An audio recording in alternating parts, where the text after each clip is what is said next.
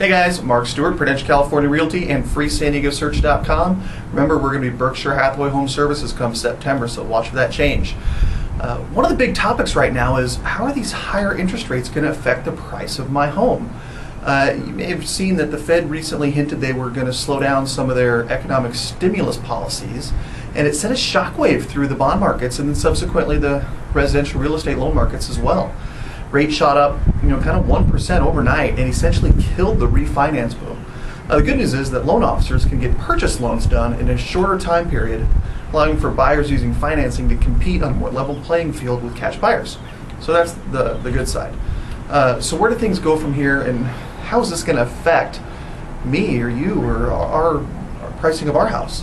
As you've heard me say before, the news you read in the newspaper is really based upon activity that took place 30, 60, 90, 120 days ago. It really is old news. What's happening still is that we still see a very strong demand ratio, which is a ratio of active properties to pending or contingent properties, where a buyer said, yeah, I'll buy that. So there's still a very strong demand ratio in virtually every section, every zip code in town. Right now, I actually believe really strongly in the luxury markets. This segment was really the last to recover from the bubble years, and it still really has a little bit more room to run. Entry-level homes and condos are still seeing multiple offers, even this week after the rates went up. Not quite at the same frenzied pace as we had earlier in the year, but it's still happening. Much of this is due to the fact that the pent-up buyer demand is just slowly starting to level off. Now, it's been like this. When I say level off, I mean like this. It's still not. We're not over the hill or approaching any sort of bubble levels at all.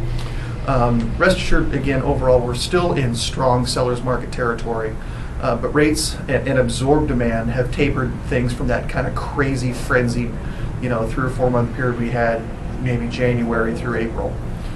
Overall, the market is still really robust and healthy, and it's moving into a term of more traditional price gains.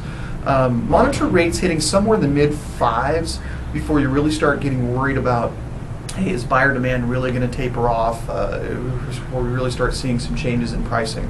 So I think we still have quite a ways to go, an extended period of time of this healthy real estate market.